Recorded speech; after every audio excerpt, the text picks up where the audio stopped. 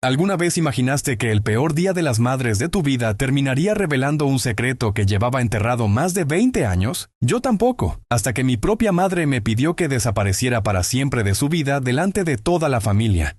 Hola, soy Tomás Arrieta. Nunca pensé que terminaría contando esta historia, porque durante mucho tiempo me convencí de que había sido el peor hijo del mundo. Durante años cargué una culpa que ni siquiera entendía. Cada día de las madres era un recordatorio de todo lo que había salido mal entre nosotros. Mientras mis amigos organizaban almuerzos, compraban flores y publicaban fotografías abrazando a sus madres, yo apagaba el celular y desaparecía durante todo el día. Muchos creían que era por orgullo. Otros decían que era porque yo era un mal agradecido. Pero ninguno conocía la verdad. Mi historia comenzó mucho antes de aquel último día de las madres. Cuando era niño, mi madre era la persona más cariñosa que conocía. Se llamaba Beatriz. Siempre encontraba la manera de hacerme sonreír incluso cuando apenas alcanzaba el dinero para comer. Mi padre había muerto cuando yo tenía 6 años y desde entonces ella trabajó sin descanso para mantenernos. Recuerdo verla salir antes del amanecer, regresar de noche, dormirse sentada mientras cosía ropa para ganar un dinero extra. Nunca se quejaba, siempre repetía la misma frase. Todo sacrificio vale la pena por un hijo. Yo le creía, la admiraba. Quería convertirme en alguien que pudiera devolverle todo ese esfuerzo. En el colegio estudiaba hasta tarde. Conseguí becas. Entré a la universidad. Trabajé mientras estudiaba. Cada logro era para ella. Cada meta tenía su nombre. Cuando obtuve mi primer empleo estable, lo primero que hice fue comprarle una nevera nueva porque la antigua llevaba años dañándose. Lloró al verla entrar. Me abrazó tan fuerte que pensé que nunca me iba a soltar. Ese día me dijo algo que jamás olvidaría. Eres el mejor regalo que la vida pudo darme. O al menos eso creía. Los problemas comenzaron cuando conoció a Esteban. Un hombre amable en apariencia, educado, atento, con palabras perfectas para todos. Ella decía que después de tantos años tenía derecho a volver a enamorarse. Yo estaba de acuerdo. No quería verla sola. Pero desde el principio hubo algo en él que me hacía desconfiar. Nunca podía explicar qué era. Simplemente había algo que no encajaba. Demasiadas sonrisas. Demasiadas promesas, demasiadas historias donde siempre él era la víctima. Intenté ignorarlo. Pensé que tal vez eran celos, que me costaba aceptar que mi madre reconstruyera su vida. Así que decidí darle una oportunidad. Incluso lo ayudé cuando perdió su empleo. Le conseguí entrevistas, le presté dinero, le abrí puertas. Él siempre respondía con abrazos y agradecimientos, pero nunca devolvía nada. Con el tiempo empezó a instalarse poco a poco en la casa de mi madre. Primero dejaba ropa. Después dormía algunos días. Luego prácticamente vivía allí. Ella parecía feliz. Yo intentaba convencerme de que todo iba bien. Hasta que comenzaron los pequeños cambios. Cada vez que iba a visitarla encontraba menos fotografías mías en la sala. Los cuadros donde aparecíamos juntos desaparecieron. Mi habitación terminó convertida en una oficina. Cuando pregunté por qué, respondió con una sonrisa incómoda. Ya eres un hombre, hijo. Tenía razón. No dije nada. Después dejaron de invitarme a cenar. Si llegaba sin avisar, siempre tenían planes. Si llamaba, ella decía estar ocupada. Las conversaciones duraban menos de 2 minutos. Pensé que simplemente estaba disfrutando su nueva relación. No quise convertirme en ese hijo posesivo que arruina la felicidad de su madre. Pero entonces ocurrió algo extraño. Una tarde fui a llevarle medicamentos porque me había dicho que estaba enferma. Al llegar encontré la casa vacía. Los vecinos me dijeron que había salido de viaje con Esteban hacía 3 días. Nunca me lo había mencionado. Cuando volvió, fingió que todo era normal. Inventó una excusa. Yo acepté la mentira, porque todavía confiaba en ella. Los meses siguieron pasando. Cada vez hablábamos menos, hasta que un día recibí una llamada del banco. Me preguntaban si confirmaba que yo era avalista de un préstamo solicitado por mi madre. Me quedé congelado. Jamás había firmado nada. Fui inmediatamente a verla. Ella se puso nerviosa. Esteban respondió por ella. Dijo que seguramente había sido un error administrativo. Insistí en revisar los documentos. Se negaron. Aquella fue la primera discusión fuerte que tuvimos. Mi madre levantó la voz. Nunca antes me había gritado. Me acusó de desconfiar de ella. Me dijo que Esteban era ahora parte de la familia y que debía aprender a respetarlo. Salí de esa casa sintiéndome un extraño. Semanas después comprobé que mi firma había sido falsificada. Presenté la denuncia para protegerme. Jamás imaginé que esa decisión rompería mi familia. Mi madre creyó que estaba intentando meter preso al hombre que amaba. Nunca quiso escuchar mi versión. Canceló mis llamadas. Bloqueó mi número. Les dijo a todos mis tíos que yo quería quitarle la casa. que solo me interesaba su dinero. La familia comenzó a alejarse de mí. Los primos dejaron de escribirme. Mis tíos dejaron de invitarme a reuniones. De un momento a otro me convertí en el villano. Nadie preguntó qué había ocurrido realmente. Simplemente eligieron creer la historia más fácil. Pasó casi un año sin verla. Solo sabía de ella por comentarios ajenos. Hasta que llegó el siguiente Día de las Madres. Mi tía Clara me llamó. Me dijo que mi madre aceptaba que fuera al almuerzo familiar. Pensé que era una oportunidad para arreglar las cosas. Compré el ramo de flores más bonito que encontré. También llevaba una carta donde le pedía perdón por cualquier error que hubiera cometido y donde le decía que jamás había querido hacerle daño. Ensayé durante horas lo que iba a decir. Solo quería recuperar a mi madre. Cuando llegué, toda la familia estaba reunida. Había música, risas, niños jugando. Respiré profundo. Entré con las flores entre las manos. Durante unos segundos todo pareció detenerse. Mi madre levantó la mirada. Nuestros ojos se encontraron después de casi un año. Pensé que iba a sonreír. Pensé que iba a abrazarme. En cambio, dejó el plato sobre la mesa. Se levantó lentamente, caminó hacia mí, y delante de todos, con una frialdad que jamás le había conocido, pronunció unas palabras que todavía siguen resonando en mi cabeza. ¿Quién te invitó?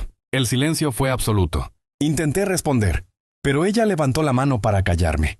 Después señaló la puerta, y dijo algo que cambió mi vida para siempre. El mejor regalo que puedes hacerme este Día de las Madres es desaparecer para siempre de mi vida. En ese instante comprendí que alguien había logrado convertir a la mujer que más me amó en la persona que más me odiaba. Y todavía no tenía idea de hasta dónde llegaba la mentira que estaba destruyendo nuestra familia. Durante unos segundos nadie dijo una sola palabra. Sentía las flores temblando entre mis manos mientras todas las miradas caían sobre mí. Algunos familiares bajaban la cabeza, otros fingían acomodar los platos sobre la mesa para evitar involucrarse, pero nadie se atrevía a decirle a mi madre que estaba siendo injusta. Yo seguía esperando que aquello fuera una broma, que en cualquier momento sonriera, me abrazara y dijera que solo estaba molesta. Pero eso nunca ocurrió. Esteban apareció detrás de ella con una expresión de falsa preocupación. Beatriz, tranquila, no vale la pena alterarse en tu día. Aquellas palabras parecían calmadas, pero en sus ojos había algo muy diferente. Había satisfacción, como si hubiera esperado durante meses ese momento. Como si disfrutar de mi humillación fuera el verdadero regalo que quería recibir. Respiré profundamente. Mamá, solo vine a felicitarte. Ella dio un paso atrás. No me llames mamá delante de todos. Sentí que el suelo desaparecía bajo mis pies. Mi tía Clara quiso intervenir. Beatriz, por favor. Pero mi madre la interrumpió. Nadie se meta. Este asunto es entre mi hijo y yo. La palabra hijo sonó vacía, sin cariño, sin orgullo, como si le pesara pronunciarla. Saqué lentamente la carta que había escrito durante toda la noche anterior. Solo quiero que leas esto. Ni siquiera permitió que se la entregara. La rompió delante de toda la familia, pedazo por pedazo. Las hojas fueron cayendo al piso mientras el viento las arrastraba por el jardín. Nunca olvidaré aquella imagen. Horas escribiendo cada palabra, cada disculpa, cada recuerdo, destruidos en menos de 10 segundos. Mi primo Andrés fue el primero en acercarse. Tía, ya basta. Ella lo miró con una dureza que nunca le había conocido. Si alguien piensa defenderlo, puede irse con él. Nadie volvió a hablar. Era como si todos hubieran aceptado que yo era el culpable. Miré una última vez a mi madre, esperando encontrar, aunque fuera un poco, de aquella mujer que me enseñó a caminar. Pero solo vi indiferencia. Dejé el ramo de flores sobre una silla. Feliz Día de las Madres. Me di la vuelta y caminé hacia la salida. Cuando estaba a pocos metros, escuché la voz de Esteban. Hay personas que nunca aprenden a respetar los límites. No respondí. Seguí caminando. Subí al automóvil y conduje sin rumbo durante varias horas. Aquella noche terminé sentado frente al mar. Lloré como no lloraba desde que murió mi padre. No por orgullo, no por rabia. Lloraba porque acababa de perder a la única familia que realmente tenía. Durante los siguientes meses intenté reconstruir mi vida. Acepté un ascenso que implicaba mudarme a otra ciudad. Pensé que la distancia me ayudaría a olvidar. Trabajaba hasta 15 horas diarias. Dormía poco, salía poco. Me convertí en una máquina. Mientras más ocupado estuviera, menos tiempo tendría para pensar. Funcionó, por un tiempo, hasta que una noche recibí una llamada inesperada. Era mi tía Clara. Su voz sonaba nerviosa. Tomás, necesito hablar contigo. ¿Pasó algo con mamá? Hubo unos segundos de silencio. No puedo decirte mucho por teléfono. Mi corazón comenzó a acelerarse. ¿Está enferma? No, o al menos eso creo. Entonces, ¿qué ocurre? Mi tía respiró profundamente. Creo que Esteban está haciendo algo muy grave. Sentí un escalofrío. Durante años había sospechado de él, pero nunca había tenido pruebas. Mi tía continuó. Hace unas semanas fui a llevarle unos documentos a tu mamá. Entré sin tocar porque ella me había dejado una copia de la llave. ¿Y qué viste? Esteban estaba revisando todos los álbumes familiares. No entendía qué tenía eso de extraño. ¿Y? Estaba sacando fotografías donde aparecías tú. Fruncí el ceño. ¿Para qué? Las rompía, una por una. No respondí. Mi tía siguió hablando. Pensé que era una discusión cualquiera. Pero después escuché algo peor. ¿Qué escuchaste? Le dijo a un hombre por teléfono que mientras menos personas recordaran quién eras, más fácil sería terminar el trabajo. Un frío recorrió todo mi cuerpo. ¿Qué trabajo? Eso es lo que no sé. Sentí que mi intuición de tantos años comenzaba a tener sentido. Pero todavía faltaba la pieza más importante. ¿Mamá escuchó esa conversación? No, había salido a comprar medicamentos. Aquella misma noche decidí regresar a mi ciudad. No para reconciliarme, no para pelear. Quería descubrir la verdad. Al llegar, alquilé un pequeño apartamento a pocas cuadras de la casa donde vivía mi madre.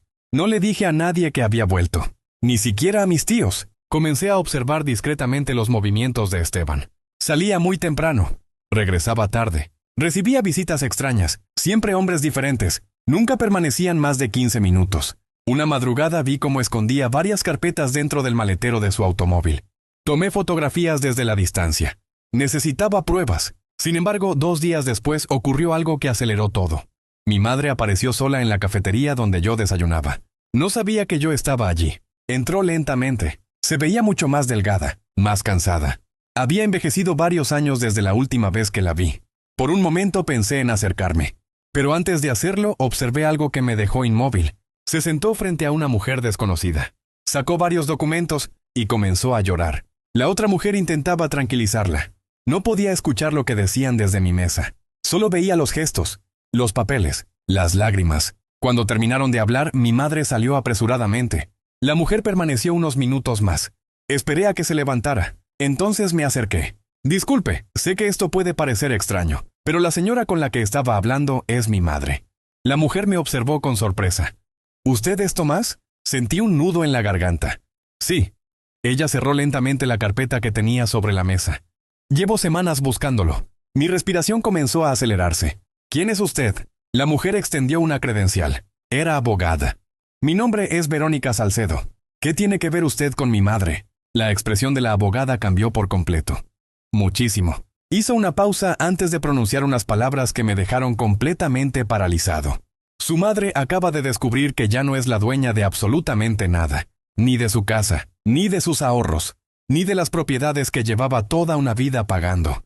Todo, absolutamente todo, había pasado legalmente a nombre de Esteban meses atrás. Y lo peor era que Beatriz aseguraba no recordar haber firmado jamás esos documentos. Sentí que el aire desaparecía de mis pulmones. Durante años imaginé cientos de razones para explicar el comportamiento de mi madre, pero ninguna incluía aquello. Eso no puede ser cierto. La abogada Verónica deslizó la carpeta hacia mí. Ojalá yo también pudiera decir eso. Abrí los documentos con las manos temblando. Allí estaba la escritura de la casa donde crecí. El pequeño apartamento que mi madre había comprado con más de 20 años de esfuerzo. El terreno que mi abuelo le había dejado antes de morir. Todo figuraba a nombre de Esteban. Las fechas eran recientes. Muy recientes. ¿Cómo ocurrió esto? Verónica negó lentamente con la cabeza. Eso es justamente lo que intentamos descubrir. ¿Mi madre qué dice? Dice que nunca quiso vender nada. Seguía sin comprender. Entonces alguien falsificó su firma. La abogada guardó silencio unos segundos. Eso pensábamos al principio. La miré esperando una explicación. Pero las firmas son auténticas. Sentí un escalofrío. ¿Entonces ella sí firmó? Sí. Pero asegura que jamás entendió qué estaba firmando. Las piezas comenzaron a moverse dentro de mi cabeza. Recordé algo que había ocurrido casi 2 años atrás. Mi madre me había llamado preguntándome si conocía un medicamento para dormir porque llevaba meses sufriendo insomnio. Yo le recomendé consultar un médico. Después dejó de hablar del tema. Nunca pregunté más. Verónica abrió otra carpeta. Encontramos recetas médicas. Había varias. Ansiolíticos, somníferos, antidepresivos, todos recetados por el mismo especialista. ¿Ella necesitaba todo esto? La abogada frunció el ceño. Eso es precisamente lo extraño. Las dosis aumentaban cada mes. Demasiado. Como si alguien quisiera mantenerla completamente sedada. Un recuerdo me golpeó con fuerza. Cada vez que iba a visitarla durante aquella época, ella parecía distraída. Olvidaba conversaciones, repetía historias. A veces incluso me preguntaba la misma cosa 3 veces en menos de 10 minutos. Yo había pensado que era estrés. Nunca imaginé otra posibilidad. ¿Quién la llevaba al médico? Verónica respondió sin dudar. Siempre Esteban. Sentí rabia, pero también culpa. ¿Por qué no insistí más? ¿Por qué acepté sus explicaciones? ¿Por qué dejé de visitarla cuando más me necesitaba? Mientras intentaba ordenar mis pensamientos, sonó el teléfono de la abogada. Contestó. Escuchó apenas unos segundos. Su rostro cambió por completo. ¿Estás seguro? Silencio. Voy para allá. Colgó inmediatamente. Tenemos que irnos. ¿Qué pasó? Tu madre desapareció. Sentí que el corazón se detenía. ¿Cómo que desapareció? Esta mañana salió de la casa diciendo que iba al banco. Nunca llegó. El banco confirmó que no apareció. Su teléfono está apagado. Sin pensarlo 2 veces, subimos al automóvil de Verónica. Durante el trayecto llamé a todos mis familiares. Nadie sabía nada. Incluso Esteban fingía estar preocupado. Yo también la estoy buscando. Su voz sonaba demasiado tranquila, demasiado ensayada. Cuando llegamos a la casa, encontré varios patrulleros estacionados frente a la entrada. La policía ya estaba allí. Un oficial comenzó a hacer preguntas. Mientras hablábamos, mi mirada recorría el jardín. Todo parecía normal, excepto por un detalle. La puerta del pequeño cuarto donde mi madre guardaba las herramientas estaba abierta. De niño, ella jamás la dejaba así. Me acerqué lentamente. Dentro encontré cajas vacías, herramientas tiradas y un álbum de fotografías completamente roto. Era el mismo que mi tía había visto semanas atrás. Lo levanté del suelo.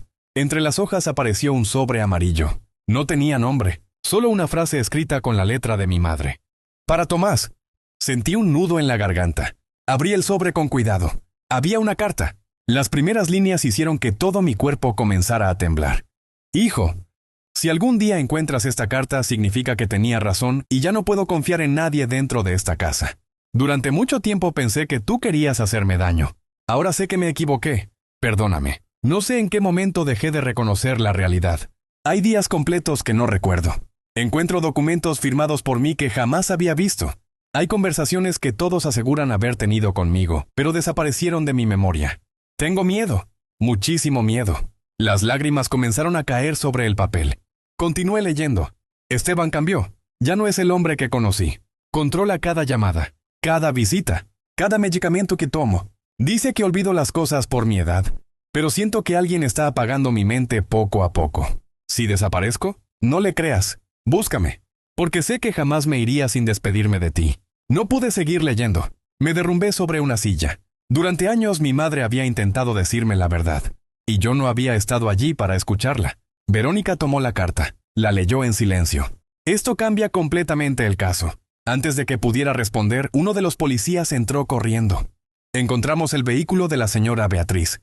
Salimos inmediatamente. El automóvil estaba estacionado a pocos kilómetros, junto a un viejo mirador abandonado. Las puertas estaban abiertas. El bolso seguía en el asiento. Las llaves colgaban del encendido.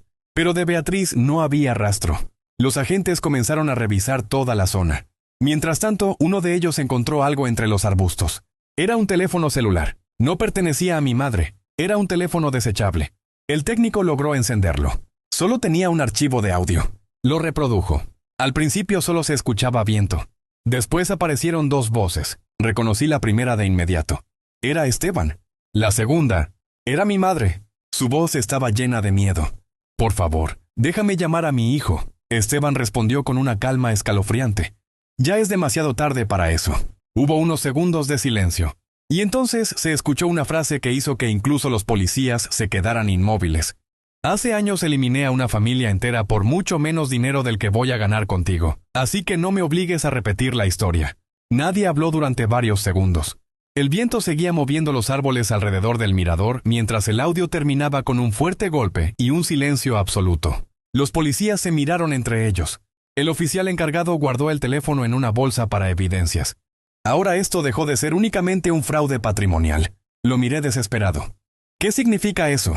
Que su madre puede estar en peligro real. No esperé ninguna autorización. Comencé a correr por los senderos que rodeaban el mirador gritando su nombre. ¡Mamá! Mi voz rebotaba entre los árboles. No obtenía respuesta. Los agentes se dividieron en grupos. Llegaron perros de búsqueda. También un dron con cámara térmica. Las horas pasaban lentamente. El sol comenzaba a ocultarse. Cada minuto aumentaba mi desesperación. En un momento uno de los perros cambió completamente de comportamiento. Empezó a ladrar hacia una antigua cabaña de madera escondida entre la vegetación. Parecía abandonada desde hacía años. Las ventanas estaban cubiertas con tablas. La puerta tenía un viejo candado. Los policías lo rompieron de un golpe. Entramos. El interior estaba oscuro. Olía a humedad. Había muebles viejos cubiertos por sábanas. Todo parecía vacío, hasta que escuché un golpe muy débil. Provenía del sótano. Corrimos escaleras abajo. El corazón me latía tan fuerte que apenas podía respirar. En un rincón encontramos una puerta metálica asegurada con cadenas. Los agentes las cortaron rápidamente. Cuando la puerta se abrió, la vi. Mi madre estaba allí, sentada sobre un viejo colchón. Tenía las manos amarradas, el rostro pálido, los ojos llenos de miedo. Pero seguía viva. ¡Mamá! Corrí hacia ella. Durante un instante pensé que volvería a rechazarme. Sin embargo, apenas me reconoció, comenzó a llorar. ¿Tomás? Era la primera vez en años que pronunciaba mi nombre con cariño. La abracé con todas mis fuerzas. Ella temblaba sin parar. Perdóname. Repetía una y otra vez. Perdóname por todo lo que te hice. Yo también lloraba. No hables ahora. Ya pasó. Ya estás conmigo. Mientras los paramédicos la atendían, los policías revisaban la cabaña. Encontraron documentos, computadoras, contratos, pasaportes falsos, varias identidades distintas y fotografías de otras personas mayores. Todas aparecían junto a Esteban. Aquello no había comenzado con mi madre. Ella era una víctima más. La investigación avanzó a una velocidad impresionante. Descubrieron que Esteban llevaba más de 15 años recorriendo diferentes ciudades utilizando nombres falsos. Buscaba mujeres viudas, sin hijos cercanos. Con algunas propiedades, las enamoraba. Las aislaba poco a poco de sus familias. Controlaba sus medicamentos, administraba sus cuentas. Después conseguía que firmaran poderes legales y transferencias de bienes. Cuando ya no quedaba nada para quitarles, simplemente desaparecía. Mi madre fue la primera que logró dejar una prueba antes de que él terminara su plan. Aquella carta escondida entre los álbumes familiares terminó salvándole la vida. 3 días después, localizaron a Esteban intentando cruzar la frontera con otra identidad. Llevaba dinero en efectivo, documentos falsificados y un boleto de avión. Nunca imaginó que el audio olvidado en aquel teléfono desechable sería suficiente para detenerlo. Cuando comenzaron a revisar sus antecedentes, aparecieron nuevas denuncias. Familias enteras comenzaron a reconocerlo en las noticias. Algunas personas llevaban más de 10 años buscando respuestas. Finalmente entendieron quién había destruido sus vidas. Meses después comenzó el juicio. Yo asistí a cada audiencia, no por venganza, sino porque quería que mi madre sintiera que esta vez no estaba sola. Cuando le tocó declarar, caminó lentamente hasta el estrado. Todavía necesitaba tratamiento médico para recuperar parte de su memoria. Aún así, habló con una valentía que jamás olvidaré. Contó cómo poco a poco dejó de reconocer su propia vida. Cómo empezó a desconfiar de mí porque alguien repetía todos los días que yo quería internarla para quedarme con su casa. Cómo la convencieron de que las pastillas eran necesarias. Cómo firmó documentos creyendo que eran trámites médicos. Y cómo una noche encontró por casualidad una conversación donde Esteban hablaba con otro hombre sobre vender todas sus propiedades y desaparecer antes del siguiente Día de las Madres. Ese fue el momento en que decidió escribir la carta para mí. Sabía que probablemente nunca lograría entregármela, pero necesitaba dejar una verdad escondida en algún lugar. Cuando terminó su declaración, toda la sala permaneció en silencio. Incluso varias personas del público estaban llorando. El juez dictó una condena ejemplar. Además, ordenó la devolución de todas las propiedades que todavía podían recuperarse y el congelamiento de las cuentas vinculadas al fraude. Recuperar el dinero tomó tiempo. Algunas cosas jamás volvieron, pero la casa donde crecí sí regresó a nombre de mi madre. El día que recibió nuevamente las llaves, me pidió que entráramos juntos. La vivienda estaba vacía, sin muebles, sin fotografías, sin recuerdos en las paredes. Caminó hasta la sala. Miró el espacio donde antes colgaban nuestras fotos. Entonces sacó de una caja un marco nuevo. Era una fotografía muy antigua. Yo tendría unos 8 años. Ella me abrazaba mientras los dos reíamos frente a un pastel improvisado. Me entregó el marco. Quiero que seas tú quien la vuelva a colocar. Tomé un martillo. Clavé cuidadosamente el cuadro en el mismo lugar donde había estado durante tantos años. Cuando terminé, permanecimos observándolo en silencio. Mi madre volvió a hablar. Pensé que había perdido a mi hijo para siempre. La miré. Yo también pensé que había perdido a mi mamá. Nos abrazamos durante varios minutos, sin decir nada más. Un año después llegó nuevamente el Día de las Madres. Esta vez no hubo grandes reuniones, ni lujos, ni invitados. Solo estábamos ella y yo. Preparé el almuerzo siguiendo una receta que mi padre solía cocinar cuando aún vivía. Mi madre sonrió al probar el primer bocado. «Te quedó igual que a él». Reímos. Después le entregué un pequeño paquete. No era una joya, no era algo costoso. Era un álbum de fotografías completamente nuevo. En la primera página escribí una sola frase. Los recuerdos más valiosos nunca podrán ser robados mientras permanezcan en el corazón. Ella cerró el álbum, me abrazó. Y esta vez fue ella quien rompió el silencio. Gracias por no rendirte conmigo cuando yo había dejado de creer incluso en mí misma. A veces creemos que el peor enemigo puede ser nuestra propia familia. Pero en ocasiones la verdadera amenaza es quien consigue dividirla desde afuera. Perdonar no significa olvidar el dolor. Significa decidir que el amor merece una segunda oportunidad cuando la verdad finalmente sale a la luz. Y desde aquel día entendí que el mejor regalo que una madre y un hijo pueden darse no son flores, dinero ni celebraciones. Es no dejar que las mentiras de otra persona destruyan el vínculo que tardó toda una vida en construirse.